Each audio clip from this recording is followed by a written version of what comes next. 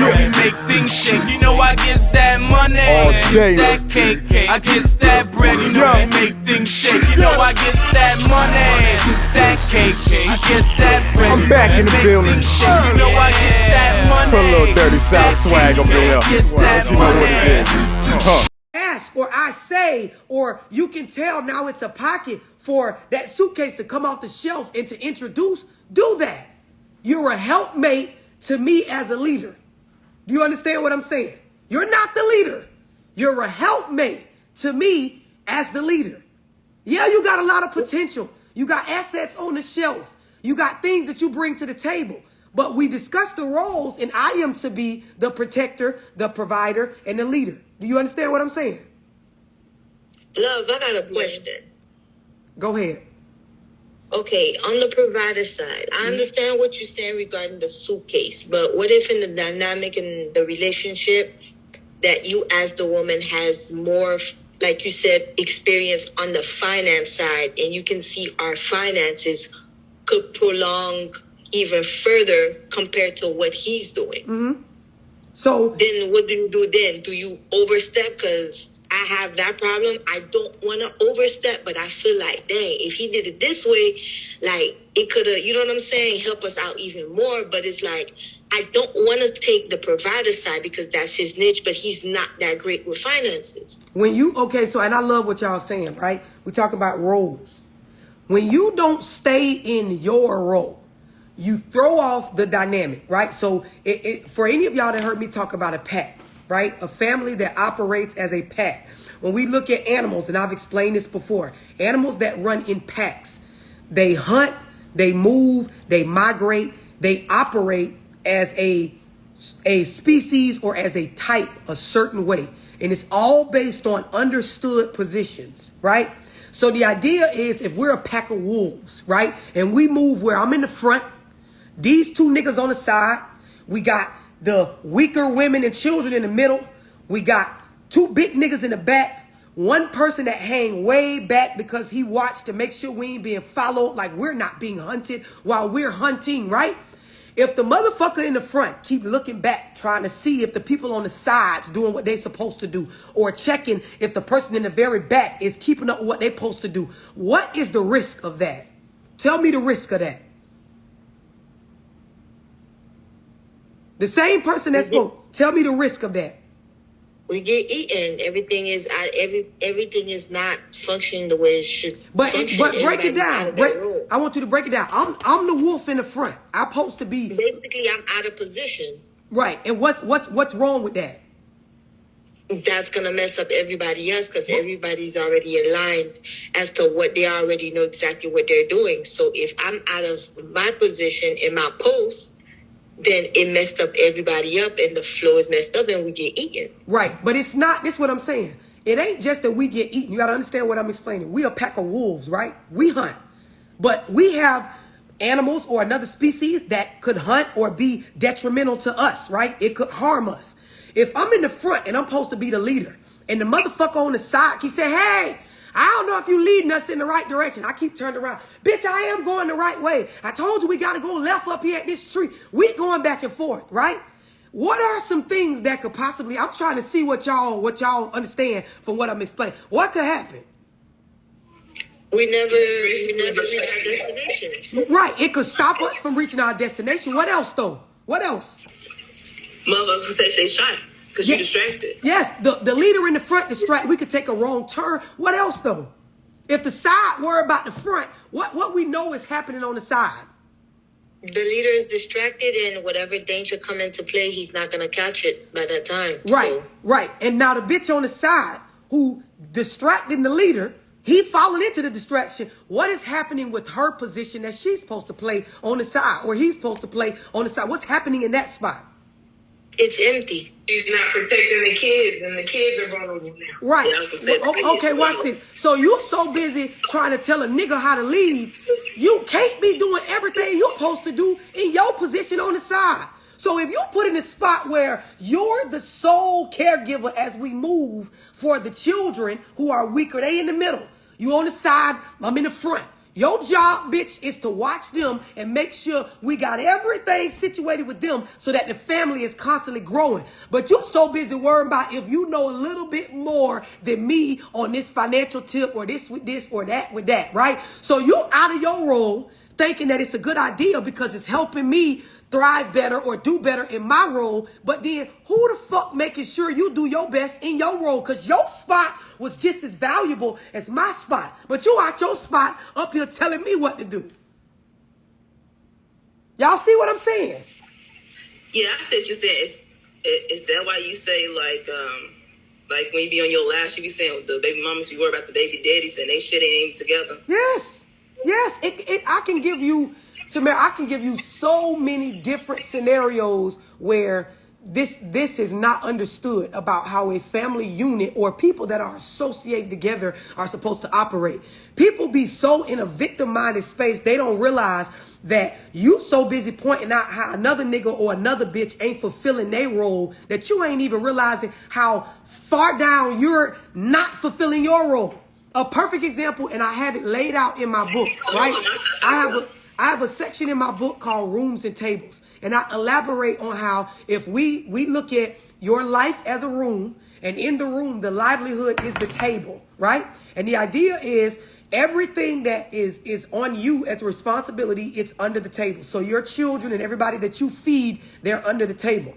And any adults that are at your table that are non-dependents, when you lay your shit out, this is my room, here's my table, right? Everybody that's at my table is either giving or taking or doing both, right? So the idea is in my book, you're supposed to lay out what your room and table look like. So I'm going to describe to y'all some of the rooms and tables that's way off. Some people's room has one table. It has them at one end. It got their baby daddy at the other end. And some people's table looks as though, you know, the male and the female at the table, the children under the table. She putting stuff on the table. She's going out about through the room, gaining stuff by working throughout the room in life and bringing back the fruits of her labor to the table that's gonna benefit the children in her family unit. And you got some niggas, they just standing at that table, like in this scenario, the nigga at the other end of the table, he taking stuff off the table, but he ain't putting nothing on the table, right? He's not contributing, but as she puts stuff on the table, not only are the children taking from the table, but the nigga taking from the table and not providing anything or giving anything, right? This is what some people's situation looks like, and they keep that person at their table. You got some people, their table looks like, we have a table. We got my baby daddy at one end. I'm on the other end. I don't leave the table, right? I never leave the table to go out into my room and work for anything because I got the government, the welfare system behind me. I got a big white man standing behind me with a big bag and he just handing the stuff. So every month as my kids take from the table and eat, I'm just reaching back, getting food stamps, putting it on the table. I'm reaching back, getting cash assistance, put it on the table. I will never leave the fucking table to go do no work to earn this, right? But watch what I'm doing. On the other end of the table, my baby daddy only putting a little bit on the table, but the little bit he putting, he going out hustling for it, working for it. It ain't much, right? It's nowhere near what I'm putting on the table, but everything I'm putting on the table, I'm getting it from the government systems, right? The free government programs off of me being poor and not actually doing shit with myself, but claiming my children as dependents, right? Now I'm on the end of this table and I'm talking shit to my baby daddy on the other end of the table because he putting less on the table than me, but everything I'm putting on the table, somebody handing me. I ain't fucking working for it. I'm qualified for it because I laid on my back and produced X amount of children, right? And so the idea is you got to check yourself. Yeah, I'm putting more on the table, but the little bit he actually going working for it. So in a mature world, I should shut the fuck up about whatever he putting on the table because what I'm putting, I'm not actually producing it. It's being given to me. Some people's table looks like I got one table here, right? Watch this, right? I got a table here with my baby mama on one end.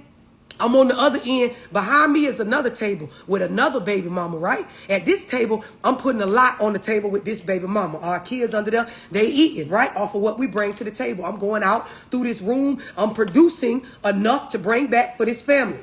Then when I look at the other table that's behind me, right? When I turn around, every now and then I put a little bit of stuff on that table, right? Now, the children under there is not getting as much as the kids under the table with my first baby mama. I'm barely putting anything on the second table. It puts into perspective what the fuck you actually doing. And I can sit here and give y'all so many different scenarios of rooms and tables, but most people ain't ready for this kind of talk. Do y'all understand what I'm explaining?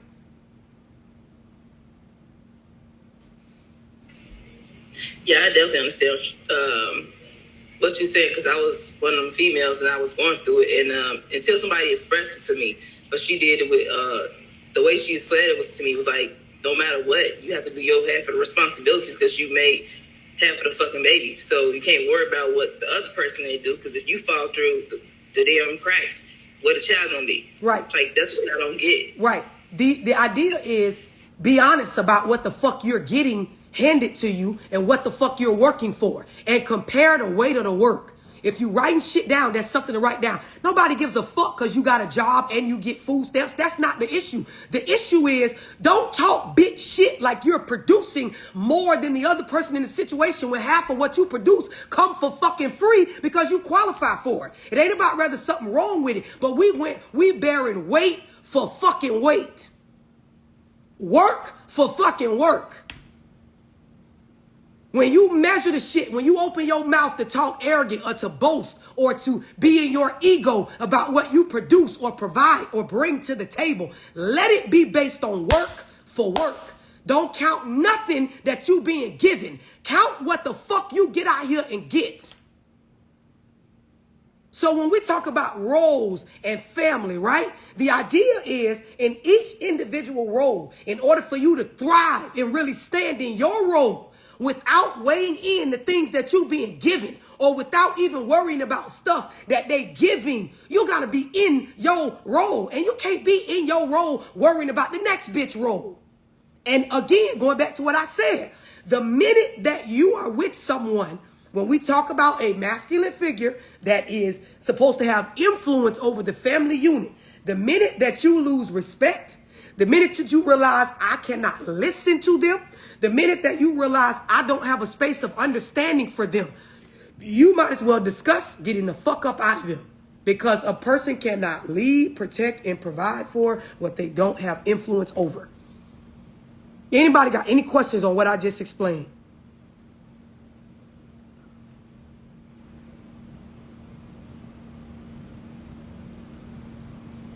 Anybody want me to elaborate on anything that I just explained?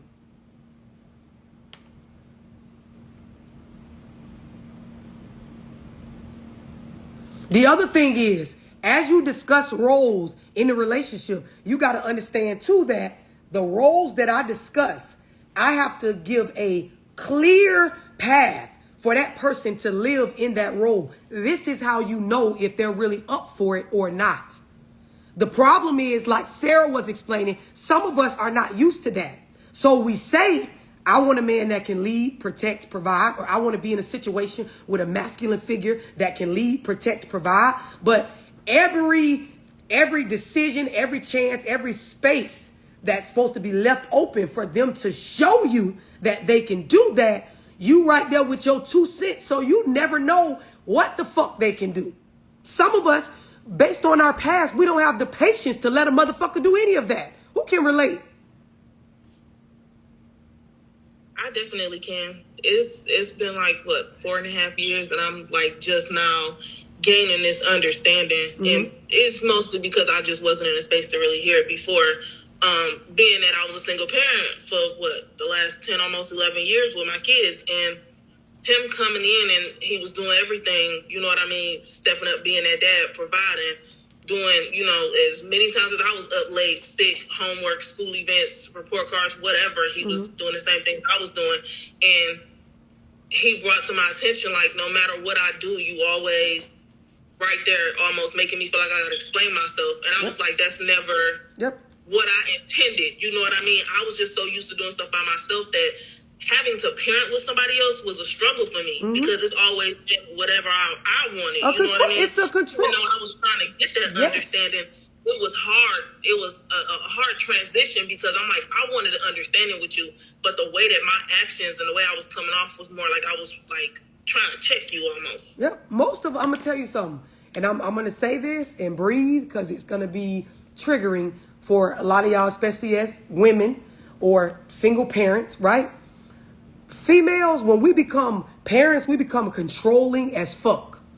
Now, we say we want help, right? We want, you know, whether we with the person or not, we want a person to step up and do right by the children and do. Most of us, it's a crock of shit. We don't give a fuck about none of that. All we give a fuck about is being in control. Now, we don't know it to be what I'm saying. We don't know that, right? We don't consciously know that. But I'm brutally saying what's going on in the subconscious, right? So if you ask us on the surface, I just want my baby daddy to do right by these kids. He just need to contribute and do the right thing. And my son don't deserve that. And my daughter don't deserve. This is what we say on the surface. But every bit of our actions, all the things that we call disrespect, all the stuff that we claim needs to be done a certain way, is all coming from a controlling space. And a lot of us, we got the controlling behavior, honestly, when it comes to our viewpoint of parenting, because we were parented that way. It goes back to what I say about growing up in a single parent household. When you see your mom being the single sole decision maker all the time and things having to be done her way, your mind is being programmed that that's what parenting is. If you never saw compromise, if you never seen things done in a manner in which a male and then also a manner in which a female would do it, you believe that anything other than your way as that parent is the incorrect way, or that something is wrong with it. Do y'all understand what I'm explaining? The confirmation, man. When I tell you, I was doing the single parent thing, and I thought, shit was like sweet until I got a taste of what it was like to have a man in the household. Now I'm like, wait, baby, listen, we can talk about this. Don't leave me with these damn kids. Right. Like, they need you. Listen, I need you. I love that you are, recognizing, because it's so important that we are honest with ourselves about our behavior. The point is, just like I was describing from my book, just about the rooms and tables, the point is for you to become more aware of your role, what you bring to the table, and what you need to put energies into, rather than evaluating the fuck out of the other person nonstop. Anybody got anything they want to add or ask to this part? Yeah, that's a little rough part right there, because it's a little bit more harder and challenging with a blended family, and you ain't got no ties to the kids or the lady or the girl you talking to, because it's like once you start seeing stuff and you're gonna be around a little bit more, and you start to set these standards and these boundaries, and you talk to the lady about it, and she can seem all like she game, like she really own it, and like she see your perspective on how you put stuff out there, like your kids are this 13 on up or 15 years old or 17, you should be doing this right here, but you've been a single parent for so long, you say, yeah, I understand. But at the same time, once you say something or the other person try to enforce it, that's when the problems set in, because now you stepping on his toes, because it's not to hurt the kids, it's to help them and to make sure they're self-sufficient once they get of age, if he does tend to stick around for a lengthy time. Like that right there. So Frank, let me big role. Listen. So and I love what he introduced to the conversation. Let me strongly disagree with you, right? And the part I'm strongly disagreeing on, Frank, is when you said it becomes hard, right? I don't give a fuck if it's just a single family unit or a blended family unit. When you understand the actual roles of a man and a woman, females in a group and males in a group, this is not complicated. This is, I want you to, and I want y'all to really receive this in, because I'm finna say some real shit, right? When you go to other countries where it is understood in their communities and in their culture, the roles of men and the roles of women, the shit ain't difficult. It only gets difficult when the roles within the situation, within the family unit or the community is not understood. Right. When the roles are if we take a group, let's say all of us was a village or our own town or our own group, right? And it was understood, and again, I'm going to say this very blunt. I don't give a fuck what your sexual preference is. If it's understood that in this group, men are protectors, providers, and leaders. In this group, women have that space to be helpmates to these men, right? We're able to be our own selves. But in the presence of men, they are the leaders, they are the protectors, they are the providers. Now notice I said in the presence of men. So if we look at this group and let's say all the men left for 5 months, the women are taking on whatever roles necessary to protect the children and to keep ourselves safe and stable based on everybody's household, right? But when the men are here, we are helpmates to them based on them being protectors, leaders, and providers. The understanding of this makes it where any behavior from men that don't protect, provide, or lead is unacceptable. Any behavior from women that is counterproductive to them doing that is unacceptable. Any man trying to get a woman to do the protecting, the leading, and the providing in his presence, it's unacceptable. Any woman that's trying to get a man to not protect, provide, or lead in her presence, it's unacceptable. If this is understood, this shit ain't complicated. The problem is that's not understood.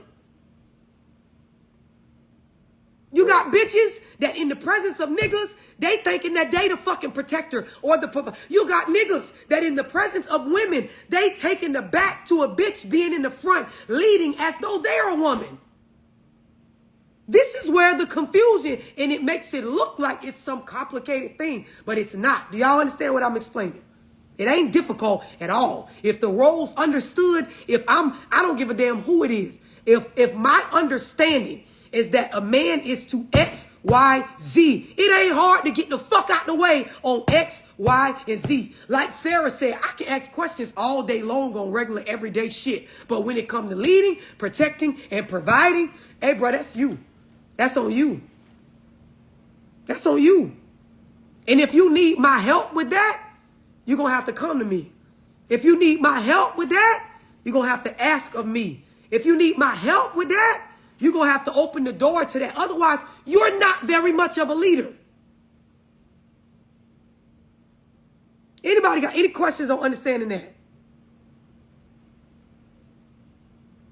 Now, when we talk like this, right, Frank, when I say it ain't difficult when the roles are understood, it ain't just the woman that got to understand your role. As a man, you got to understand your role as well. But watch this. Ooh, watch this. When it's generations of young men growing up without their fathers, right? Who making it understood to them what to do in order to lead, protect, and provide? Right, me.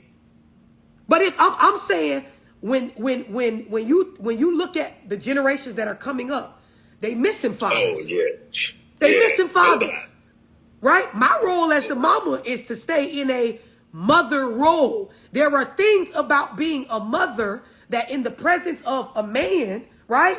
I don't do certain shit. But if you never seen me in the presence of a man and all you've seen is me raise you based on what I know, based on my role, how you gonna know what to do when it's time to lead, protect, and provide? You're not. Okay. And then when you look at what's changed in the community, because you know, if we go back 30, 40 years, right? Maybe even 50, 60 years, when you go back to someone when, you know, our great-grandparents or grandparents, right? The community raised the children. So it wasn't just if a young man's father got locked up, other men in the community stepped in and offered key points throughout his upbringing to mold him into that space of being a man. You take that away, nobody saying nothing to their kids. Y'all understand what I'm explaining? Yeah, that's how it was when I was coming up. The half of it. Anybody got anything they want to add, ask, or have me elaborate on this part?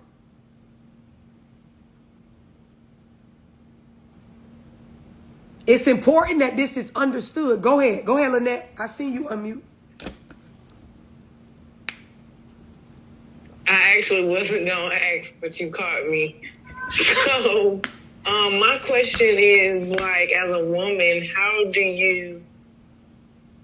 Well, I guess you're gonna give us like the, guide points on what our roles are normally supposed to be. But my question is gonna be like, how do you know? Like, well, it's like a 2-part question. One, how do you judge or know that the person is efficient in that role? And then how do you know when it's time for you to back away? Well, because like you said, give them space, or give the person a clean path to do what it is y'all agreed upon. But how do you even know that they can do that, or you can do that? Like, trust that with them. And even then, it's so crazy. We're talking about this because I had a dream about this last night. Literally, and my son walked up to me in my dream and said, "Mom, I have so many male figures or something." It was strange because I was like, "What are you talking about?" And then now we're talking about this, and that's what the part of my question was going to be was, how do you know which male figures are a good influence to your kid? Because I do have a lot of male figures in my life and around me, but how do I know which ones are the ones he needs to be around? So, okay, and I love that you're saying this, right? A lot of us as women, like based on our upbringing, we have to start being honest that just what she's saying, we don't know the qualities of a good man. We just say shit based on what we feel like we want in the moment, right?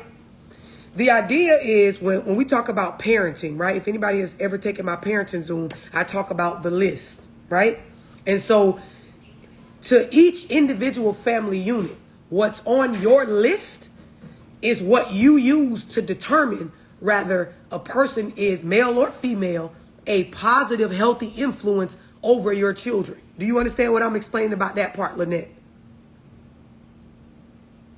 Yes, but I didn't take the parenting Zoom, so I don't know what list Okay. you're talking about. Okay. So when I do my parenting Zoom, I go over and I break it down. But the idea is every one of us as a parent, there needs to be a list that it has everything that you need your kid to know for their development to be a productive member of society and to thrive past survival, right?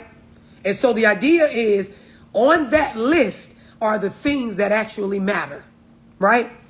The shit that so to give you an example, one of the things on my list for my children is financial literacy.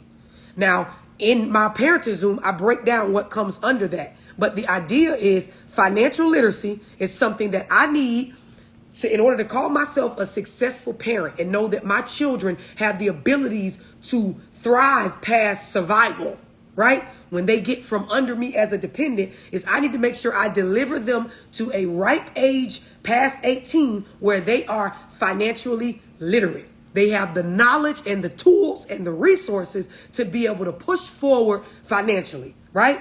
That's one of the things on my list, right? So my list has this plethora of things on the list. As I decide what people are important or necessary to influence my kids, it's based on what they bring to the table to fulfill the checkpoints on the list. That's all parenting is. All that other stuff is control. The idea is parenting is a fucking job. And the job is for you to produce a productive member of society that can thrive past survival. Right? And so the idea is what you pour in has to do with their needs based on getting that shit on that list. Everything else, like, oh, I got to meet my baby daddy girlfriends and I got to know who did this and, oh, don't do that. Oh, don't. If you were focused on the list, your mom wouldn't even go in those spaces. Do you understand what I'm explaining, Lynette? Yes. So as you decide what people are important for to cross paths or to be of influence over your children, it needs to be based on that list. Does anybody have any questions on that? No, but I would like to add, is that okay, love? Yeah, go ahead. So, yeah, I definitely agree with you on the, like, as you grow them up, because I live in Chicago, and I'm telling you, I see mothers, particularly at 16 or 15, they put their sons out, and they pretty much are, like, out on the street because they didn't do it, like, they didn't get around no grown men, or they didn't have a list or any type of goals for them. So when they turn to a certain age, now you just see a lot of them just out and about, like, on the streets, like, they just don't even care no more. Mm-hmm. Yep. But if you let me put it like this, because the responsibility lies in two spaces, right? The root if we're just going to talk about the root of the problem comes from the fact that our communities stop valuing family. And by family, I mean that men and women, mom and dad, males and females are valuable to the upbringing of a boy child or a girl child. That is the root.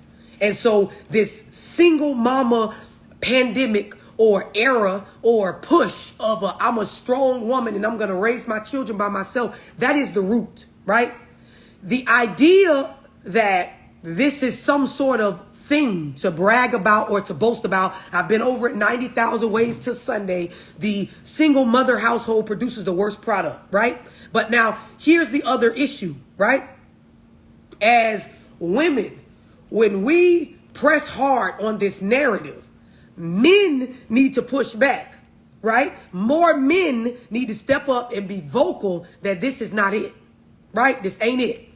The other part of it is the way that you tackle the root is that within communities, men counsel other men that are fatherless, right? So the men that grew up with fathers and understand the importance of having both parents in their life need to spend time talking to other men, which does not involve women. So we don't have any blame in why that's not happening more. Meaning take the bitches out of it. Men going to talk by themselves. You can't put none of that blame on us as females.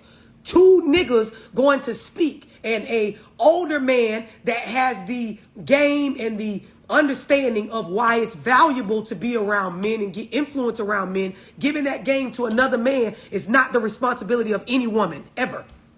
It's the responsibility of men to group up with men and share that information. Is everybody clear on that part?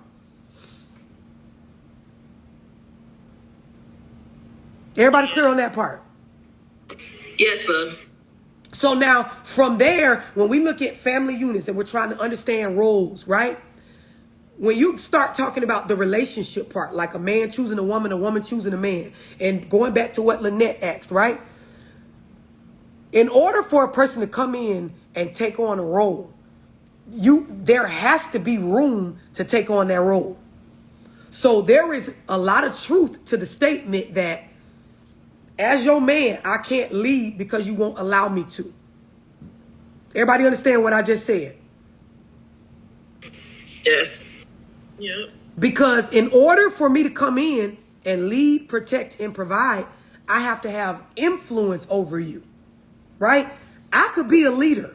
I could be a protector. I could be a provider. But if I come in and I have no influence over you, I'm not going to be able to do that. Anybody got any questions on that part?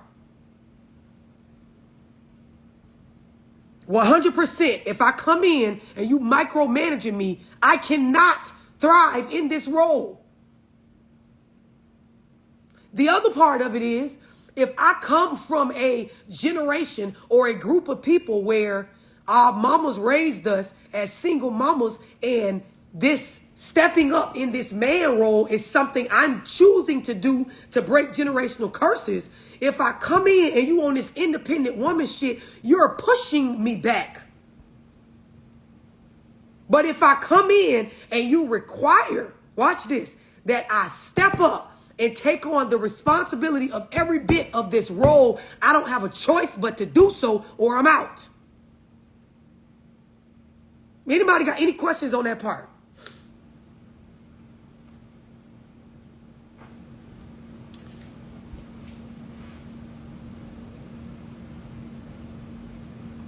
Does anybody have any questions on how to do that? How do you do that?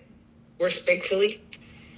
Yeah, I was going to say, do we encourage them or how do we do that? So if you and I are dating and we decide to get serious and we have a conversation about, how we want our family unit to be set up, right? First things first, you have to learn to shut the fuck up and see what my abilities are. When you go to, I'll give you a perfect example. Any of us, male or female, when you go to a job interview, right?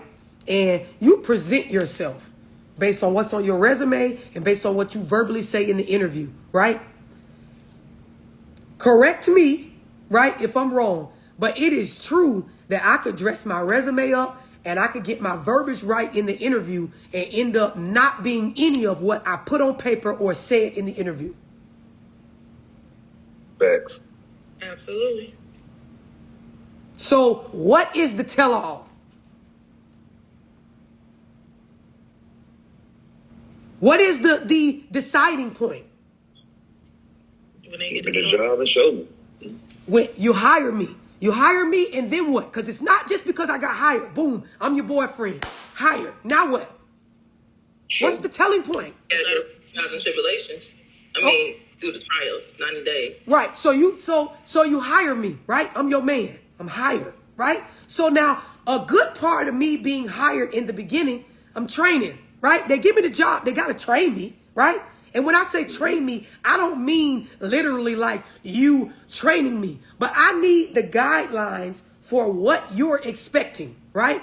As my man, as you, my woman, both of us are deciding, okay, here is what I want out of my partner. And then at some point, this training or this discussion point, or what I call, if you talk to me on relationships, the agreement space where we make our agreements, that's the training part, right? When we get out of training, now what? When training over, the job expects you to what? You gotta show me. You're on your own. Right. You gotta perform. Exactly. Man, So you now, gotta supervise. right. So now when a job puts you in a role, right? They put you in a role to go perform. What happens at that point based on what was happening before when you were in training? What's the difference? I got the job. I was in training. What's the difference between training and then now I'm in the position? Ain't nobody showing you. Okay, come on. So you got to do what? You gotta perform. You gotta show what you can do. You show. Thinkers, You huh? say you do it. So now, whenever something pop up, hey, this is part of your requirement right here. So now watch this, Frank. Some people get the job. They make it through the training. They out the training. They in the position. They in the position, and as HR and as the owners or whoever, we step back and we let you fucking perform. We step back and we let you fucking perform. I don't give a damn if the job is dumping fries. I don't give a fuck if the job is a maintenance man doing the flows. I don't give a fuck if the job is a truck driver. I don't give a damn if the job is a hairdresser. At some point, a bitch ain't dealt with you laying the tracks or the lace. You got to do it on your own, show and prove, right?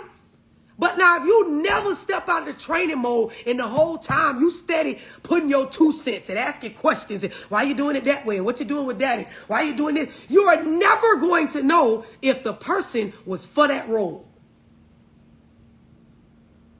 So now somebody tell me what I'm saying about relationships regarding roles.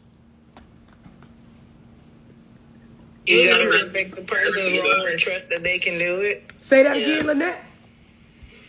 I said you gotta respect their roles and trust that they can do it. Like basically move out their way and allow them to perform. Yep. And this the thing, Lynette. Once you allow them that, right? And you're open to them requesting your help as a helpmate when necessary, but you allow them to live in that role. If it does not work out, ain't no pressure to fire them off of that position, off that particular role. Do y'all understand what I'm explaining?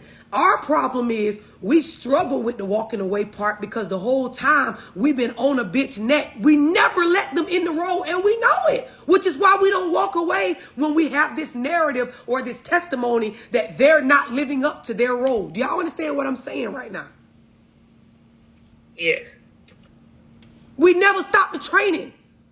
So when you talk to somebody like me and you give me all of your concerns and I'm like, okay, well, why you won't just leave a nigga alone? If he suck at protecting, if he suck at providing, if he suck at leading, why you won't just leave him alone? The reason why is because you knowing the whole time, you never actually saw what he could do fully. Because the whole time, there was training going on. The entire time, it was questioning and your 2 cents being put in, and it was halfway him doing some stuff the way you want to do it, and the other part was you coming in, interfering, controlling. It was half you, half him, half arguments, half this, half that. A woman that steps into a relationship with a man or a feminine figure stepping into the space or the relationship with a masculine figure, if I stayed in my role the entire time and allowed him, if he don't live up to his role, I can walk away and not look the fuck back. Anybody got a question about what I just explained? I have a question. Mm-hmm. So if you've naturally always been that way, and I'm just gonna be real, I'm kind of like the other young lady when she was saying she was a single parent, but see, in my situation, I was a single parent for 2 years before I met my current boyfriend. So how do you, like, I guess, because my son's about to be 5 now, so it's like I'm learning, or at least asking a suggestion for how do I step back and allow him to perform when it comes to your kid, because of course that's one of my concerns, you know, is always like, well, I don't want you to get in that role and mess up or mess him up or stuff like that, especially since his father passed away. I don't know whether I'm allowing my trauma to lead or I'm actually protecting him from something, because he hasn't really done anything to make me feel like I'm protecting him from something. But I just feel it's hard to, not hard, but it's just a challenge for me trying to understand how to step back and allow another man into that role. And then the second part to that question is, I actually had my brother reach out to me and voice his concern for my current relationship and situation, and he's like, if you don't say something to him, I will, because I don't like the way that he does XYZ. How do I check my brother on something like that if he's either right or wrong? Which I understand he's just trying to like look out for me, but at the same time it's kind of like I'm trying to build a family unit, and I don't want my siblings or family coming at him wrong when I'm still trying to learn how to be a family unit. You know what I'm saying? Like you said, I never stepped back to let him be in that role because I've always been on his neck. So, for one, you don't have a list, right? You don't have a list. And if you see me do my parenting Zoom, you need to take it. Anybody that hasn't taken my parenting Zoom, you should definitely take it, right? The reason why thank you, Frank. You need to have a list. If you have a list, it is understood by all adult parties. I'm telling y'all, my formula for the list is how you separate whether you being controlling or you being a fucking real parent. Majority. Can I add something? Go ahead, Frank. Frank. Go ahead. Just a FYI, y'all who ain't never took her parenting Zoom, co-parenting Zoom, or whatever. I'm a single dad. I done been in a lot of them, and she didn't really. If you have your feelings enough, don't take your time and then like ease up to that shit, because you're gonna have to get your feelings out of there because of some shit you don't want to do. But if you're thinking about yourself, you ain't ready. If you think about your child, you ready, and that's real shit. I'm just saying. I appreciate that, Frank. So listen, and I like he giving y'all forewarning. The idea is the way that I break down parenting, right? That this concept of the list, it keeps you out your fucking feelings and in reality, right? And I'm gonna tell you something. I'm gonna take a second. I'm just tell you something about us as mothers, right? We will get in a space where we're worried about the wrong shit very often. And in my parenting Zoom, I go over the different parenting styles, right? And a lot of us, when you don't know this information, you don't realize that you're worried about the wrong shit. When you're parenting, the idea is not to avoid your children experiencing certain things. If it's not in the realm of fucking abuse, right? Mentally, physically, and emotionally abuse. Like, I ain't talking about the ghetto, I'm mad at my baby daddy definitions of abuse. Like, oh, you took my baby around that girl without telling me, and that's abuse. Not y'all fucking fake ass definitions based on some feelings. I'm talking about just the real raw definitions of abuse. If it's not abuse, the idea of parenting is for you to prepare your child for the world that you brought them fucking into. They are to get unconditional love and understanding and teachings and compassion and grace as you bring them up, based on making sure that you instill the things in them that is on the list, right? And so the idea is people they're around, situations that they go into. My job as a good parent, a positive parent, is to teach them how to use their fucking mind, their character, the environment, the resources they have to maneuver through this shit and thrive. Not survive, but thrive. And some of this is probably going to go over some of y'all head. I'm trying to keep it as simple as possible, right? The point is, a lot of the things that we try to avoid our children experiencing, we should actually be teaching them and walking them through it. Walking them into it and through it. Do y'all understand that part? Yeah. Walking them into it and through it. I'd like to add something. And then if you have your list outside of the relationship stuff, all parties involved understands this is the list. So when I say what I do or don't want my child involved in, it's based on the list.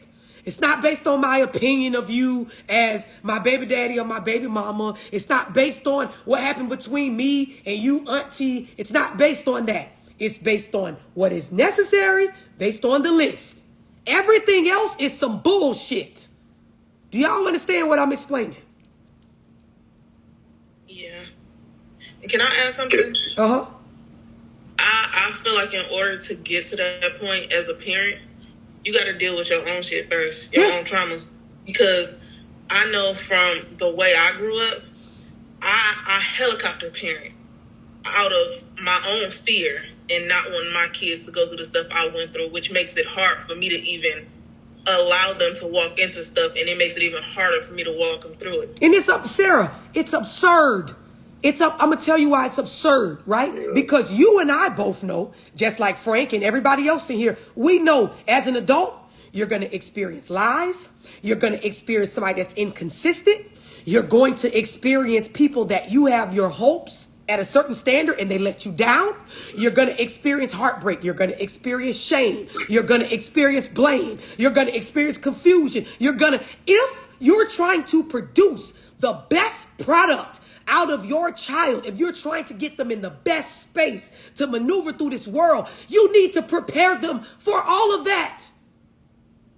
This concept of setting them up where all their experience was this and there were no letdowns and nobody was wrong and mom was always right and she didn't let anybody do this and there were no lies told and there was nothing going on and nobody made any mistakes and nobody had to apologize for anything. Nobody hurt, nobody cried, nobody this, nobody's going to hurt my children, no one's going to do this, no one's going to do that. It's absurd. It's that concept of the preacher's kids or the shelter child or the children that were never exposed to anything. They got out in the world and they got ate the fuck up. Yeah. Love, I had a conversation. Well, I ain't gonna say I'm gonna say a debate because I don't just take shit at face value. So it was based off of what you saying now, and she was telling me, because it's 2022, 2023, whenever we had this conversation, this debate, she was like, well, I take care of my kids accordingly. I say, yeah, you can take care of them accordingly, but it's just some things in this world that don't change. Mm-hmm. No matter how old it is or what year it is or how much technology taking over, it's just some shit that's not going to change. Mm-hmm. And she was like, well, the world is changing every day. I say, I know that, but you're not listening. We talking about kids that don't know shit. They don't know nothing. Only thing they know, like, and I was going to throw her kids off up in there, but I didn't want to piss off because I already know I was going to piss off. Mm-hmm. I was like, so if your kids, once they get of age, they experience heartbreak, you're not around, who's going to teach them? Who's going to explain it to them? How they going to feel? What they going to do with that feeling? They don't know. Yep. But you already been here for so many years and you experienced failure, disappointment, anger, aggression. We're talking about kids getting locked up, kids shooting each other. How do you know that child wasn't angry and mistaken it for mad? Or jealous, mistaken for mad. So the kids only know stingy, I'm not sharing, and mad. They don't know what to do when they mad. So I might as well shoot you if I ain't got to see you no more. They might don't mean it, but they right and they wrong at the same time. Oh, that don't make no sense. Tell me how it don't make no sense. If you could tell me this child don't understand. So if your baby, and she ain't number 3, 4, and another baby around, she playing with a toy, put it down, go get another toy, and another baby come over and get the toy that she just put down. So your baby drop that toy, go snatch the toy from her. You gonna stop them, or you just gonna let the world just happen? But when you don't, Frank, when you don't have, like I was telling the person earlier, when you don't have a list, the things that I'm trying to instill in my child, when you don't have that, you're just going off of how you feel any given day based on what's comfortable for you to control. That's how most people parent. They wake up and besides the stuff that you have to do, feed, clothe your kids, send them to school, basic public education, outside of that, everything else is how people feel that day or in the moment or what's going on in that season of their life. And this is why so many people make it to 18, 21, 25, and they're missing a whole bunch of the valuable shit. Because their parents don't got no list that they weighing shit off of. It's chunks of lessons missing throughout a person's upbringing based on, oh, I was mad at your daddy, or that's the point where me and your mama broke up. So from there, you didn't get no life lessons on this, and this. A lot of stuff becomes adults just hiding things that they're going through in their relationship based on whatever their emotional struggles are because they don't have a list. I've seen people, and I'm gonna give y'all a few different scenarios. I've seen people, and this is all relevant in the realm of what we're talking about with understanding roles and relationships and having that list to be able to go off of to parent your children, right? I've seen people where the kids are 8, 9, 10 years old, 12, 13, 14 years old, and paternity comes up, right? So paternity comes up, and you'll have the mom upset because the dad's questioning paternity. You'll have both of them too immature with no list to actually make things make sense on both ends, right?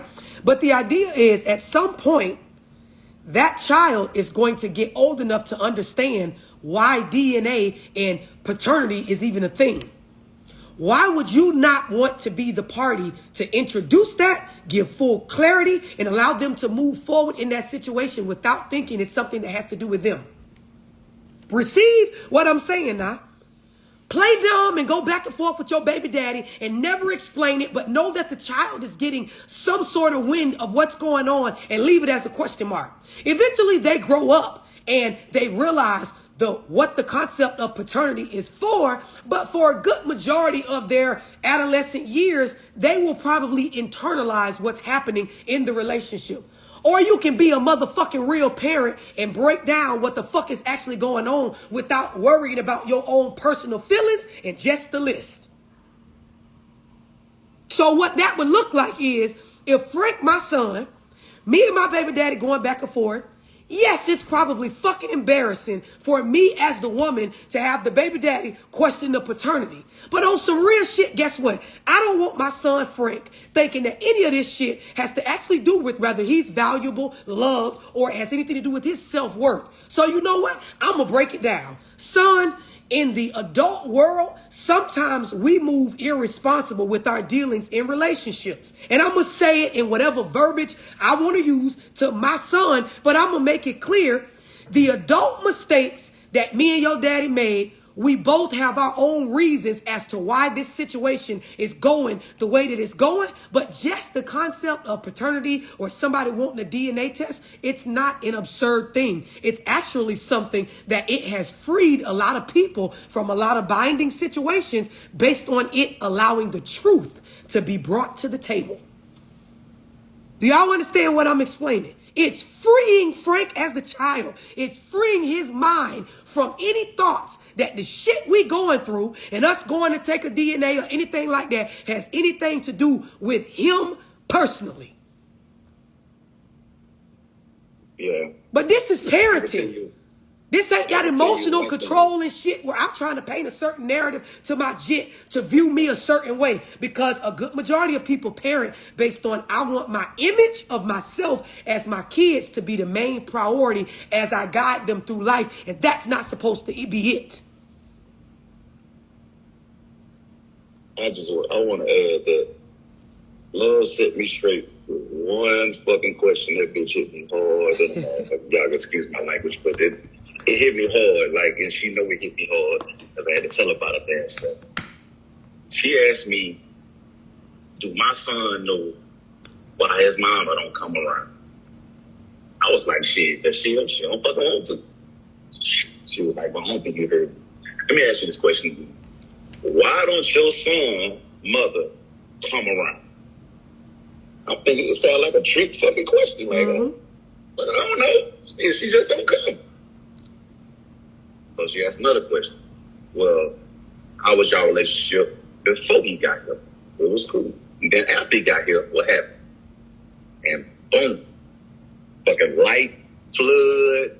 I'm remodeling shit. Everything's fucked up. Because now I'm hearing my son tell me that I know why my mama don't come around. It's my fault. That shit popped in my head. My son had told me that. But after talking to love, now I'm seeing like, damn, yeah, this shit is my fault. I ain't tell my son it was my fault, but I also told him it wasn't him. But I got a bigger fucking picture because all that shit matters. Now it's all about him.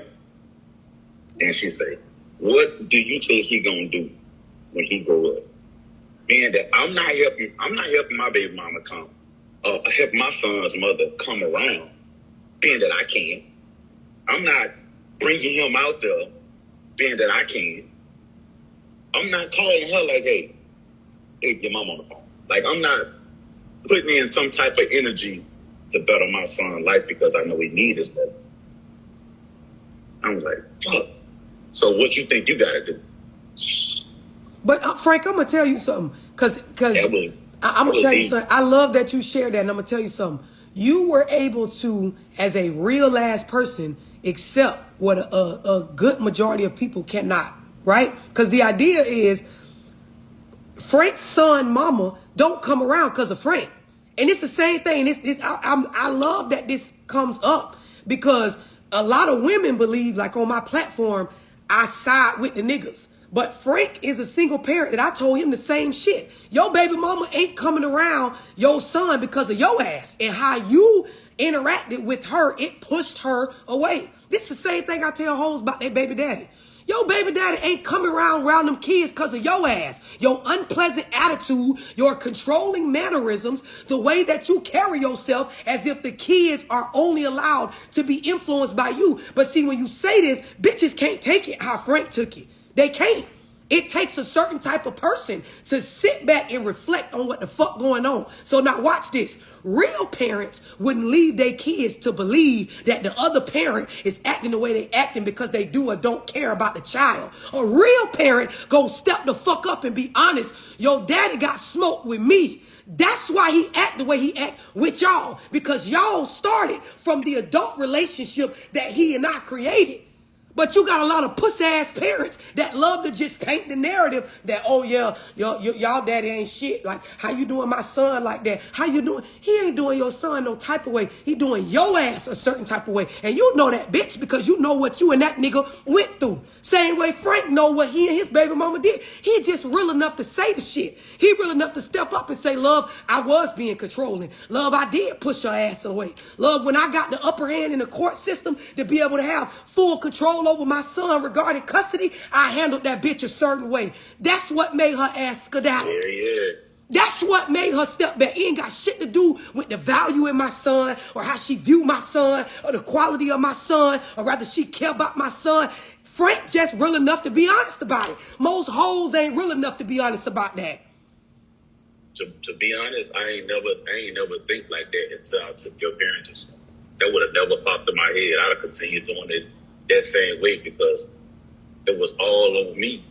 Like I went outside of my way for everything ever since my son was a baby. So it was like, yeah, talking to you, I felt like, yeah, I got my leg back.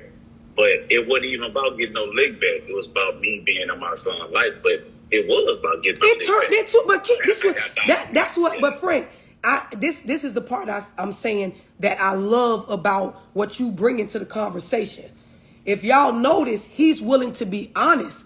It started off, it wasn't about me getting no lick back on my baby mama. It started off, I was being kept out of the loop with my son, so I stepped up as a man and put my foot down and got influence. I ended up getting a lot of influence, and it turned into arrogance. It turned into ego. It turned into a lick back. Bitches doing this every day with niggas with their kids, and then they play crazy to the kids like they don't know why the fathers are not moving a certain way with the children. It actually don't have shit to do with the kids. It have everything to do with the way as adults y'all handling one another. And if we're more honest about that part, then we can get to some solutions. It's not actually about the children. It's about how we do one another as adults. The disrespect coming from both ways as adults that makes it where when you look at how often I come around or don't come around, or why I carry the tone that I do, whether it's regards to showing up or giving money or not giving it or providing or doing whatever, it has more to do with our relationship as the adults rather than any sort of care for the children. And that be on both ends. Most people just in their own false emotional reality. But I've been exercising, though. I've been looking for it. I've been talking to my son about it. I love it, Frank. The most important part of it is your son knowing. The most important part is the children knowing the truth about why things are the way they are. Go ahead, Tamara. I'll be very honest. I did this recently with my son. He's 6 years old. He has ADHD. He asked me why, I don't let his dad around. And I'm finna be so honest, love. That was like one fucking hard conversation to have with him. And just let him know. And I told him, I said, well, you're going to find out anyway once you turn teenage. So I just told him, like, I met your dad when I was young. I didn't know much about relationships. I allowed a nigga to use me. He's like, what does that mean? Meaning, I just didn't think he said just to be loved. So now you're here, and I'm putting my foot down, and I don't take nothing. I'm putting boundaries, and I'm in love diversity classes. It's just what he is. He's always been this way. He ain't just he got this way. He been this way. Yeah, but let me. At the end of the day, I did this to you. I'm like, ain't much I could do about it. I can't make him be the dad I want him to be for you. And that's up to him. I'm like, one day he'll come around. One day he'll say sorry. One day he'll be in your life. But until then, I just got to take the fact that I slept with this man and I chose him as your dad.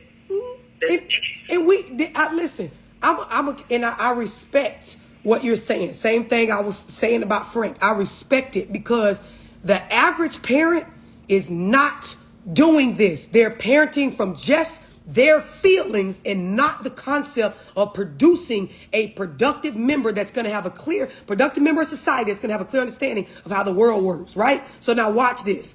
Similar to Tamara's conversation, a lot of people need to be real. I was having unprotected sex with somebody that I knew we weren't compatible. They told me they weren't ready for children. This is before you were even born or thought about. So this has nothing to do with you as the seed. Meaning if Tamara was my daughter, me explaining to her at the appropriate age that, listen, a lot of the confusion and the inconsistencies you've been seeing between me and your dad and how often you're around us, it comes from the fact that from the beginning, your father told me he did not want a child. I had a baby thinking that it would make him stay in the relationship with me. From a mature space, his financial situation, his behavioral patterns when it comes to being a responsible adult, none of those things were actually reflective of being a parent at that time. Nor did I even give a fuck to consider it at the time. I chose to do whatever I wanted to do. So that is why most of your upbringing, you get the majority of your care from just me. Y'all see where I'm going with this? Explain it how you want to explain it. Tell the motherfucking truth. Most definitely, because I know after I talked to you, I definitely had that conversation with my daughter's dad, and I had it with her too. You know, and I had to apologize to him because I'm like, we was young when we was messing around. You know what I mean? And you went off to the military, and I was pregnant. I felt like my life stopped, and you was out living your best life, and I was mad about it. And I rose hell, complete hell, every chance I got. And that hell you that's rose. Why my daughter didn't meet her dad till she was like 6 or 7. And listen, Sarah, I love what you're saying. The hell you rose, right, created a rift in between that person wanting to come around you. And because of that, that person not wanting to talk to you, come around you, you're the custodial parent with the child who suffered as a casualty. My daughter did. The not coming around didn't actually have anything to do with whether the child was valuable to the person or not. It had everything to do with two adults in their motherfucking feelings. Yep, and we had that conversation, and we talked, we apologized, he understood. I talked to my daughter, and she getting ready to go stay with her daddy for a couple months. He live in a whole nother state. I got anxiety about it because she ain't never been away from me this long, but she needed. She ain't never had that time with her dad. So. Sarah, much respect to you. You making my heart smile, baby. And I'm going to tell you something. Based on the list, if you have a child, it is vital. If you care about your motherfucking child and you understand what I be explaining about statistics, your child is better off having a relationship with you as their mother and with their father. You're producing a better version of them by doing that. It's a lot of motherfuckers that can't understand that. Anybody got any questions on what I'm explaining?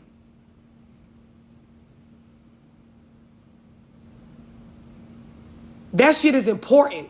And when Sarah's daughter gets older, like a lot of people, you know, people's children that are able to experience both parents, she's going to love them more for that. Know why? Because she's going to have more of a support system. She will be more of a mentally stable adult, right? By having two resourceful parents. That's what I just keep telling myself that because she about to, I'm in Michigan and she getting ready to go all the way to Colorado. And I'm like, just thinking about it, about to lose my mind, but I know she need it. It's constant work.